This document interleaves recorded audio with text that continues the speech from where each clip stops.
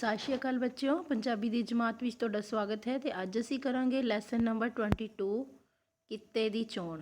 ਠੀਕ ਹੈ, ਇਹ ਲੈਸਨ ਤੁਹਾਡੀ ਐਕਟੀਵਿਟੀ ਲਈ ਹੈ। ਸਿਰਫ ਇਸ ਦੇ ਕੁਐਸਚਨ ਆਨਸਰ ਜੋ ਨੇ ਉਹ ਪੇਪਰ ਵਿੱਚ ਨਹੀਂ ਆਉਣਗੇ ਅਤੇ ਇਸ ਦਾ ਬੁੱਕ ਪਾਰਟ ਤੁਸੀਂ ਕਰਨਾ ਹੈ ਅਤੇ ਲੈਸਨ ਨੂੰ ਰੀਡ ਕਰਨਾ ਹੈ। ਤੇ ਐਕਟੀਵਿਟੀ ਮੈਂ ਤੁਹਾਨੂੰ ਲਾਸਟ ਵਿੱਚ ਦੱਸਾਂਗੀ ਕੀ ਕਰਨੀ ਹੈ ਇਸ ਲੈਸਨ ਦੀ।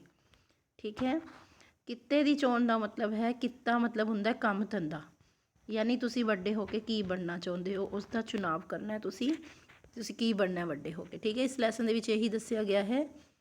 ਇਸ ਪਾਰਟ ਵਿੱਚ ਕਈ ਸਾਰੇ ਬੱਚੇ ਨੇ ਤੇ ਮੈਡਮ ਉਹਨਾਂ ਨੂੰ ਪੁੱਛਦੀ ਹੈ ਕਿ ਤੁਸੀਂ ਵੱਡੇ ਹੋ ਕੇ ਕੀ ਬਣਨਾ ਚਾਹੁੰਦੇ ਹੋ। ਸਾਰੇ ਆਪਣੀ ਆਪਣੀ ਜੋ ਇੱਛਾ ਹੈ ਉਹ ਦੱਸਦੇ ਨੇ। ਠੀਕ ਹੈ, ਔਰ ਇਹ ਦੱਸਿਆ ਗਿਆ ਇਸ ਲੈਸਨ ਦੇ ਵਿੱਚ ਕਿ ਜੇ ਸਾਨੂੰ ਕੋਈ ਚੰਗਾ ਗਾਈਡ ਕਰਨ ਵਾਲਾ ਨਾ ਮਿਲੇ ਤਾਂ ਕੀ ਹੈ, ਬੱਚੇ ਭਟਕ ਜਾਂਦੇ ਨੇ, ਉਹ ਕੁਝ ਵੀ ਬਣਨ ਲਈ ਤਿਆਰ ਹੋ ਜਾਂਦੇ ਨੇ। ਆਓ ਲੈਸਨ ਪੜ੍ਹਦੇ ਹਾਂ। ਮੈਡਮ ਕੁਲਵਿੰਦਰ ਜਮਾਤ ਵਿੱਚ ਬੈਠੇ ਹਨ। ਉਹ 8ਵੀਂ ਜਮਾਤ ਦੇ ਇੰਚਾਰਜ ਹਨ। ਉਹ ਪੰਜਾਬੀ ਪੜ੍ਹਾਉਂਦੇ ਹਨ। ਕਦੀ ਕਦੀ ਉਹ ਵਿਦਿਆਰਥੀਆਂ ਨਾਲ ਆਮ ਜਾਣਕਾਰੀ ਦੀਆਂ ਗੱਲਾਂ ਵੀ ਕਰਦੇ ਹਨ। ਅੱਜ ਵੀ ਆਮ ਜਾਣਕਾਰੀ ਦੀਆਂ ਗੱਲਾਂ ਹੀ ਕਰ ਰਹੇ ਹਨ। ਅੱਜ ਵਿਸ਼ਾ ਸੀ ਕਿੱਤੇ ਦੀ ਚੋਣ। ਸਭ ਬੱਚੇ ਮੈਡਮ ਜੀ ਨਾਲ ਗੱਲਾਂ ਕਰਕੇ ਪੂਰਾ ਲੁਤਫ ਉਠਾ ਰਹੇ ਹਨ। ਲੁਤਫ ਮਤਲਬ ਮਜ਼ਾ। ਇਹ ਇੱਕ ਪਲੇ ਵਾਂਗੂ ਹੈ, ਇਸ ਕਰਕੇ ਇਹਦੇ ਵਿੱਚ ਬਹੁਤ ਸਾਰੇ ਕਰੈਕਟਰ ਨੇ ਤੇ ਕਰੈਕਟਰ ਦੇ ਸਾਹਮਣੇ ਹੀ ਉਸਦਾ ਬੋਲਿਆ ਹੋਇਆ ਸੈਂਟੈਂਸ ਜੋ ਹੈ ਉਹ ਲਿਖਿਆ ਹੋਇਆ ਹੈ। ਠੀਕ ਹੈ, ਮੈਡਮ ਕਹਿੰਦੀ ਹੈ, ਅੱਛਾ ਬੱਚਿਓ ਅੱਜ ਤੁਸੀਂ ਕੀ ਪੜ੍ਹਨਾ ਚਾਹੁੰਦੇ ਹੋ? ਤਾਂ ਸੰਦੀਪ ਕਹਿੰਦਾ ਹੈ, ਮੈਡਮ ਜੀ ਅੱਜ ਸਾਨੂੰ ਕੋਈ ਕਹਾਣੀ ਸੁਣਾਓ, ਅੱਜ ਸਾਡਾ ਪੜ੍ਹਨ ਦਾ ਮੂਡ ਨਹੀਂ ਹੈ। ਇਕਬਾਲ ਕਹਿੰਦਾ ਹੈ, ਮੈਡਮ ਜੀ ਆਪਣੀ ਜਮਾਤ ਦਾ ਸਦੀਕੀ ਗਾਣੇ ਬਹੁਤ ਵਧੀਆ ਗਾਉਂਦਾ ਹੈ, ਅੱਜ ਉਸ ਕੋਲੋਂ ਗਾਣੇ ਸੁਣਾਓ। ਅਮਨ ਕਹਿੰਦਾ ਹੈ, ਮੈਡਮ ਜੀ ਮੈਨੂੰ ਇੱਕ ਵਧੀਆ ਚੁਟਕਲਾ ਆਉਂਦਾ ਹੈ, ਸੁਣਾਵਾਂ? ਪਰ ਮੈਡਮ ਕਹਿੰਦੀ ਹੈ, ਬੱਚਿਓ ਅੱਜ ਕੋਈ ਗੀਤ ਨਹੀਂ ਹੋਏਗਾ, ਕੋਈ ਕਹਾਣੀ ਨਹੀਂ ਸੁਣੀ ਜਾਏਗੀ। ਅਤੇ ਵਿਸ਼ਵਪ੍ਰੀਤ ਕਹਿੰਦੀ ਹੈ, ਫਿਰ ਮੈਡਮ ਜੀ ਅੱਜ ਕੀ ਕਰਨਾ ਹੈ? ਮੈਡਮ ਕਹਿੰਦੀ ਹੈ, ਬੱਚਿਓ ਅੱਜ ਮੈਂ ਤੁਹਾਡੇ ਨਾਲ ਕੁਝ ਗੱਲਾਂ ਕਰਨੀਆਂ ਚਾਹੁੰਦੀ ਹਾਂ, ਤੁਹਾਡੇ ਵਿਚਾਰ ਜਾਣਨਾ ਚਾਹੁੰਦੀ ਹਾਂ।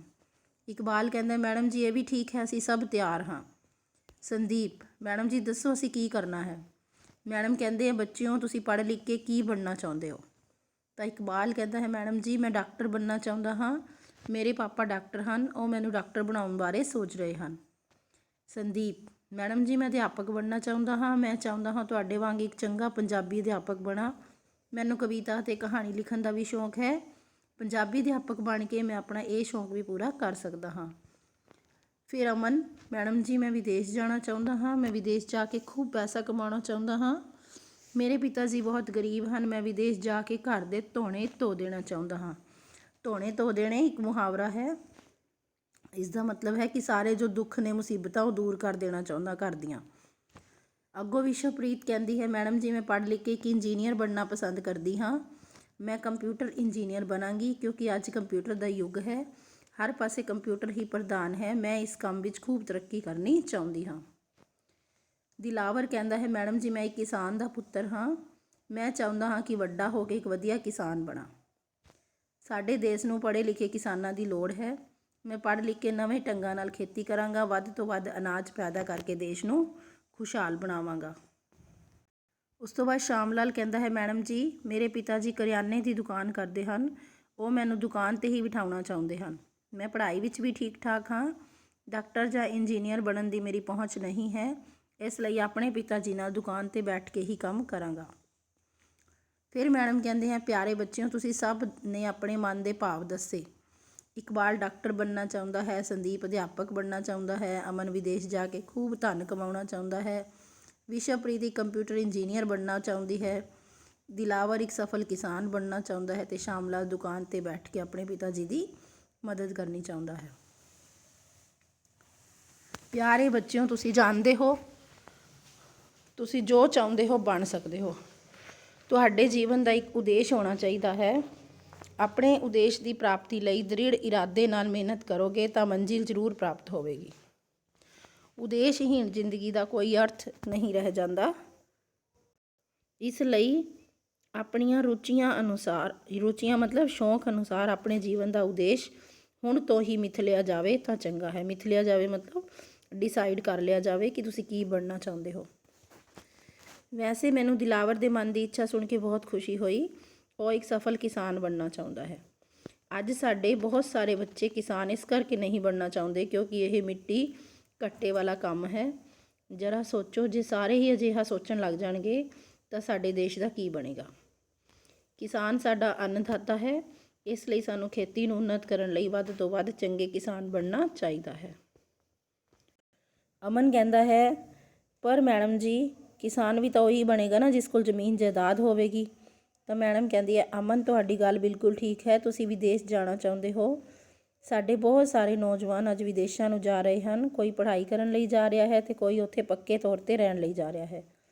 ਪਿਆਰੇ ਬੱਚਿਓ, ਕੀ ਤੁਹਾਨੂੰ ਪਤਾ ਹੈ ਕਿ ਜਦੋਂ ਤੋਂ ਵਿਸ਼ਵੀਕਰਨ ਦਾ ਬੋਲਬਾਲਾ ਹੋਇਆ ਹੈ ਉਦੋਂ ਤੋਂ ਸਾਰੇ ਦੇਸ਼ ਇੱਕੋ ਜਿਹੇ ਹੋ ਰਹੇ ਹਨ। ਵਿਸ਼ਵੀਕਰਨ ਪਤਾ ਹੀ ਹੈ ਤੁਹਾਨੂੰ, ਗਲੋਬਲਾਈਜੇਸ਼ਨ। ਜੋ ਚੀਜ਼ਾਂ ਵਿਦੇਸ਼ਾਂ ਵਿੱਚੋਂ ਅਸੀਂ ਲਿਆਉਂਦੇ ਹਾਂ ਉਹਨਾਂ ਨਾਲੋਂ ਵਧੀਆ ਸਾਡੇ ਦੇਸ਼ ਵਿੱਚ ਬਣ ਰਹੀਆਂ ਹਨ। ਅੱਜ ਸਾਡੇ ਦੇਸ਼ ਵਿੱਚ ਨੌਕਰੀਆਂ ਦੀ ਕਮੀ ਨਹੀਂ ਹੈ। ਅੱਜ ਪੜ੍ਹੇ ਲਿਖੇ ਬੱਚੇ ਚੰਗੀਆਂ ਨੌਕਰੀਆਂ 'ਤੇ ਜਾ ਰਹੇ ਹਨ, ਉਹਨਾਂ ਦੀਆਂ ਤਨਖਾਹਾਂ ਵੀ ਚੋਖੀਆਂ ਹਨ। ਇਕਬਾਲ ਮੈਡਮ ਜੀ ਅੱਜ ਸਾਡੇ ਦੇਸ਼ ਵਿੱਚ ਹਰ ਬਿਮਾਰੀ ਦਾ ਵਧੀਆ ਇਲਾਜ ਹੋ ਰਿਹਾ ਹੈ, ਲੋਕ ਵਿਦੇਸ਼ਾਂ ਤੋਂ ਆ ਕੇ ਸਾਡੇ ਦੇਸ਼ ਵਿੱਚ ਇਲਾਜ ਕਰਵਾ ਰਹੇ ਹਨ। ਫਿਰ ਸੰਦੀਪ ਮੈਡਮ ਜੀ ਮੇਰੇ ਚਾਚਾ ਜੀ ਦੇ ਲੜਕੇ ਕੈਨੇਡਾ ਰਹਿੰਦੇ ਹਨ, ਹਾਲੇ ਉਹਨਾਂ ਨੂੰ ਗਿਆ 1 ਸਾਲ ਹੀ ਹੋਇਆ ਹੈ। ਉਹ ਦੱਸ ਰਹੇ ਹਨ ਕਿ ਉੱਥੇ ਕਿੰਨੀ ਬੇਰੁਜ਼ਗਾਰੀ ਹੈ, ਉੱਥੋਂ ਦੀ ਪੜ੍ਹਾਈ ਦਾ ਬਹੁਤ ਮਾੜਾ ਹਾਲ ਹੈ। ਉਹਨਾਂ ਦਾ ਇੱਕ 6 ਸਾਲ ਦਾ ਬੇਟਾ ਹੈ, ਉਹ ਜਿਹੜੇ ਸਕੂਲ ਵਿੱਚ ਪੜ੍ਹਦਾ ਹੈ ਉੱਥੇ ਸਿਵਾਏ ਖੇਡਾਂ ਤੋਂ ਹੋਰ ਕੁਝ ਨਹੀਂ ਸਿਖਾਇਆ ਜਾਂਦਾ। ਫਿਰ ਅਮਨ ਪਰ ਲੋਕ ਤਾਂ ਕਹਿੰਦੇ ਹਨ ਕਿ ਵਿਦੇਸ਼ਾਂ ਵਿੱਚ ਬਹੁਤ ਪੈਸਾ ਹੈ। ਫਿਰ ਮੈਡਮ ਦੱਸਦੀ ਹੈ ਅਮਨ ਕਹਿੰਦੇ ਹਨ ਕਿ ਦੂਰ ਦੇ ਢੋਲ ਸੁਹਾਵਣੇ ਹੁੰਦੇ ਹਨ, ਯਾਨੀ ਦੂਰ ਦੀ ਚੀਜ਼ ਸਾਨੂੰ ਵਧੀਆ ਨਜ਼ਰ ਆਉਂਦੀ ਹੈ।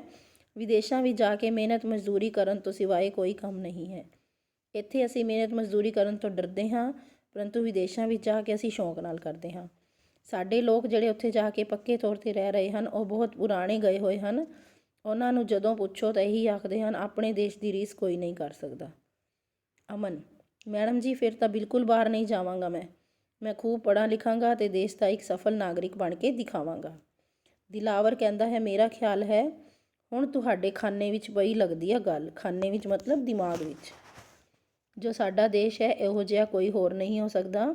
ਮੈਂ ਤਾਂ ਇਹੀ ਕਹਾਂਗਾ ਕਿ ਆਪਣੇ ਦੇਸ਼ ਵਿੱਚੋਂ ਭੁੱਖ ਨੰਗ ਅਤੇ ਕੰਗਾਲੀ ਨੂੰ ਦੂਰ ਕਰਨ ਲਈ ਆਓ ਪ੍ਰਣ ਕਰੀਏ। ਦੇਸ਼ ਵਿੱਚ ਜੋ ਭ੍ਰਿਸ਼ਟਾਚਾਰੀ ਖਿਲਾਰ ਰਹੇ ਹਨ ਉਹਨਾਂ ਨੂੰ ਸਬਕ ਸਿਖਾਈਏ। ਜੋ ਵਿਦੇਸ਼ਾਂ ਵਿੱਚ ਸਹੂਲਤਾਂ ਹਨ ਉਹ ਇੱਥੇ ਵੀ ਲਿਆਈਏ। ਅਸੀਂ ਸਭ ਕੁਝ ਕਰ ਸਕਦੇ ਹਾਂ ਜੇ ਚਾਹੀਏ। ਫਿਰ ਅੰਤ ਵਿੱਚ ਮੈਡਮ ਕਹਿੰਦੀ ਹੈ ਪਿਆਰੇ ਬੱਚਿਓ ਦਿਲਾਵਰ ਨੇ ਬਹੁਤ ਵਧੀਆ ਗੱਲ ਕੀਤੀ ਹੈ। ਅਸੀਂ ਆਪਣੇ ਦੇਸ਼ ਵਿੱਚ ਹੀ ਸਭ ਕੁਝ ਲਿਆ ਸਕਦੇ ਹਾਂ, ਸਿਰਫ ਲੋੜ ਹੈ ਇੱਥੋਂ ਭ੍ਰਿਸ਼ਟਾਚਾਰੀ ਨੂੰ ਦੂਰ ਕਰਨ ਦੀ। ਭ੍ਰਿਸ਼ਟਾਚਾਰੀ ਲੋਕ ਕੌਣ ਹਨ? ਅਸੀਂ ਸਭ ਹਾਂ। ਜੇ ਅਸੀਂ ਆਪਣੇ ਅੰਦਰ ਝਾਤੀ ਮਾਰੀਏ ਤਾਂ ਸਾਨੂੰ ਆਪਣੇ ਅੰਦਰੋਂ ਹੀ ਔਗੁਣਾਂ ਦੀ ਬਦਬੂ ਆਵੇਗੀ। ਇਸ ਲਈ ਆਓ ਪਹਿਲਾਂ ਆਪਣੇ ਆਪ ਨੂੰ ਸੁਧਾਰੀਏ ਅਤੇ ਫਿਰ ਕਿਸੇ ਨੂੰ ਕੁਝ ਆਖੀਏ। ਘੰਟੀ ਵੱਜਦੀ ਹੈ, ਬੱਚੇ ਤਾੜੀਆਂ ਮਾਰ ਕੇ ਮੈਡਮ ਜੀ ਦੇ ਵਿਚਾਰਾਂ ਦਾ ਮਾਣ ਕਰਦੇ ਹਨ। ਮੈਡਮ ਜੀ ਮੁਸਕਰਾਉਂਦੇ ਹੋਏ ਅਗਲੀ ਜਮਾਤ ਵਿੱਚ ਚੱਲ ਪੈਂਦੇ ਹਨ। ਇਹ ਸਾਡੀ ਸੀ ਇਕਾਂਗੀ ਜੋ ਲਿਖੀ ਹੈ ਸੁਭਾਸ਼ ਗੁਪਤਾ ਨੇ। ਔਖੇ ਸ਼ਬਦਾਂ ਦੇ ਅਰਥ ਇੱਕ ਵਾਰੀ ਪੜ੍ਹ ਲੈਣਾ ਅਤੇ ਲੈਸਨ ਨੂੰ ਰੀਡ ਕਰ ਲੈਣਾ। ਅਤੇ ਨੈਕਸਟ ਵੀਡੀਓ ਦੇ ਵਿੱਚ ਮੈਂ ਤੁਹਾਨੂੰ ਕਰਾਵਾਂਗੀ ਅਭਿਆਸ ਦਾ ਕੰਮ। ਲੈਸਨ ਨੂੰ ਇੱਕ ਵਾਰੀ ਜ਼ਰੂਰ ਪੜ੍ਹਨਾ ਹੈ। ਧੰਨਵਾਦ।